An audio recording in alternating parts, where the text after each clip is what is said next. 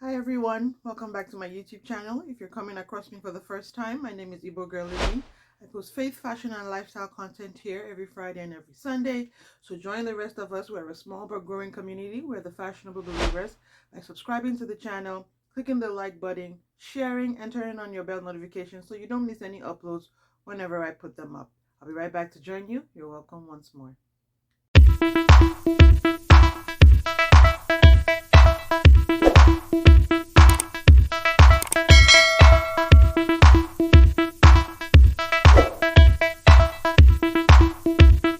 Welcome back to the channel, guys. Thank you once again for joining me. Don't forget to subscribe and give the video a thumbs up. A few weeks ago, I did a video titled The Purpose and the Pain of Your Pregnancy. And if you haven't seen it, I will link it in the description box so you can go check it out. Today's video further illustrates the point that as women, whatever we have been given by God on the inside of us that we carry is something the enemy is well aware of and is positioned to snatch away before we are able to birth it into the world. Whatever that is carries power, carries impact, and it's for the glory of God. He doesn't want that to happen because he's here on the earth and it is his agenda that he wants to continue. Today's scripture will take our message and our teaching from the book of Revelations in chapter 12. I will read through all of it or most of it, but for this first portion of the video, I will just quickly read from verses 1 to 6, and I'm reading from the New Living Translation Bible. Then I witnessed in heaven an event of great significance. I saw a woman clothed with the sun, with the moon beneath her feet, and a crown of 12 stars on her head. She was pregnant, and she cried out because of her labor pains and the agony of giving birth. Then I witnessed in heaven another significant event. I saw a large red dragon with 7 heads and 10 horns, with 7 crowns on his head. His tail swept away 1/3 of the stars in the sky, and he threw them to the earth. He stood in front of the woman as she was about to give birth, ready to devour her baby as soon as it was born. She gave birth to a son who was to rule all nations with an iron rod. And her child was snatched away from the dragon and was caught up to God and to his throne. And the woman fled into the wilderness where God had prepared a place to care for her for 1,260 days. What vision do you have that God has given you? Or what is it that you're passionate about that you feel like is something God has placed in your heart that you need to manifest in the world? Whatever it is, the enemy knows about it and is determined to prevent you from bringing that thing to fruition because it neutralizes further the power of his kingdom on earth. So, what is that vision or book or platform that God has been speaking to you about? What is that idea that God has given you that is supposed to revolutionize the way people see or think or receive Christ? Whatever that thing is on the inside of you, definitely its impact is to save and deliver thousands, if not millions, from being entrapped by the devil, which is something definitely that the enemy does not want. Now, in that scripture, the thing that the woman was going to birth was a son, which we know was Jesus. And he had already tried a first time to kill Christ and prevent him from being born into the world. And we can see that story in the book of Matthew. I think it's in chapter 2. And if you read from verse 13, that is where King Herod had sent out a decree that every male child from 2 years and under be killed in an attempt to prevent the Messiah from being born. So whatever you and I carry on the inside as women, the enemy knows about it. He wants to snatch it away from us so that we do not walk in purpose and we do not do the thing that we were put here to do, which ultimately for all of us is to spread the good news of Jesus and is to continue to propagate the agenda of the kingdom of heaven, which is to reflect Christ in love, in grace, in forgiveness, with our attitude, with our words, with our actions, so that others can see Christ in us and be convicted in their hearts to follow him for themselves. I'll read again, same chapter, but at this time I will read from verse 7 and we'll read up until 12. Then there was a war in heaven. Michael and his angels fought against the dragon and his angels, and the dragon lost the battle, and he and his angels were forced out of heaven. This great dragon, the ancient serpent called the devil or Satan, the one deceiving the whole world, was thrown down to the earth with all his angels. Then I heard a loud voice shouting across the heavens. I'll jump to verse 12. Therefore, rejoice, O heavens, and you who live in the heavens, rejoice. But terror will come on the earth and the sea, for the devil has come down to you in great anger, knowing that he has little time. So, Angel Michael and the rest of the angels fight the devil and his angels right after the woman has given birth and the baby has been snatched up to God. They fight, and the devil is thrown down to earth. He loses the battle.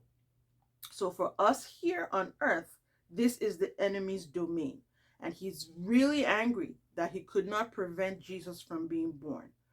So knowing that women still are carrying something on the inside that God has put in us, he's determined to continue to war against us so that those things, whatever they are, do not manifest in the earth. I will read from verse 12 to verse 18 so that you can see what I'm saying. When the dragon realized that he had been thrown down to the earth, he pursued the woman who had given birth to the male child. But she was given 2 wings like those of a great eagle, so she could fly to the place prepared for her in the wilderness. There she would be cared for and protected from the dragon for a time, times, and half a time. So we are definitely being pursued by the enemy on a consistent, regular basis, which tells me that I still carry something on the inside. I still have more visions, more ideas, more children to birth that the enemy is intent on snatching, on killing, and will continue to wage war against you and I, so that that thing that we're supposed to do on the earth that prevents his kingdom from continuing to reign, he's determined to stop it. And if that means killing me, killing you, killing your children, killing your dreams, distracting you, that's what he will do. Then the dragon tried to drown the woman with a flood of water that flowed from his mouth. He will try to kill us. But the earth helped her by opening its mouth and swallowing the river that gushed out from the mouth of the dragon. And the dragon was angry at the woman and declared war against the rest of her children, all who keep God's commandments and maintain their testimony for Jesus. Then the dragon took his stand on the shore beside the sea. That is verse 18. So, you have something on the inside that the devil wants to kill and destroy. And whatever it is that he's attacking, he's doing that for 2 reasons. And I want to quickly read from my notes. If he's attacking something in your life, it's because it's either connected to your purpose or is being used to distract you from it. What's the quickest way and the easiest way to break a woman? It's to come against or attack her children.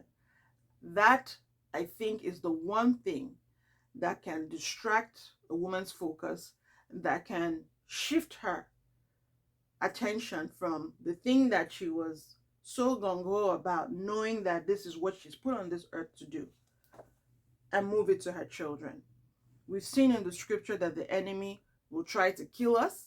Where he can't kill us, he has decided and he has pledged to continue to wage war on us and on our children. So when your children are acting out, being crazy, just being moved away from the presence and the place of God, that that incubator that you've been trying to build around them so that you can continue to teach them and pour into them the gift that you have, the enemy is going to continue to attack the hearts and the minds of your children so that you lose focus from the thing that you've been put on this earth to do.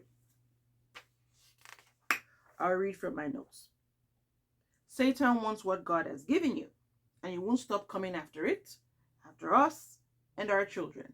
Again, the verses I have read continues to illustrate that point. However, there's good news. God has not only provided help and made it available. You've seen that he gives the woman wings where she flies away from the devil when he's trying to attack her. He empowers us to fight the enemy when the situation calls for it, and the strength to flee from him when we are weakened. Because when these series of attacks continue to come, obviously we get weak. And in order to be able to be poised in strength to fight, we may need to retreat for a while. Because the Bible does say that there are instances where when the enemy is coming against you, sometimes your option is to flee. Flee all appearances of evil.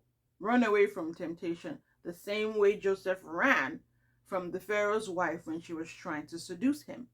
So God is always with us, backed, ready to back us. Again, the scripture says that when the enemy tried to drown us in a flood, the earth opened its mouth and swallowed up the water so we could not be killed. So bear in mind that whenever it seems like you are being attacked on every side so fiercely, so ferociously, it's because you have something, you carry something that God has put inside of you that the enemy is bent on making sure does not see the light of day. That is the time to continue to stay and press on in the presence of God. Now, I used to think that if the enemy is coming against me, he's going to come in this ferocious way, and the attack is going to be something that I will not be able to recover from.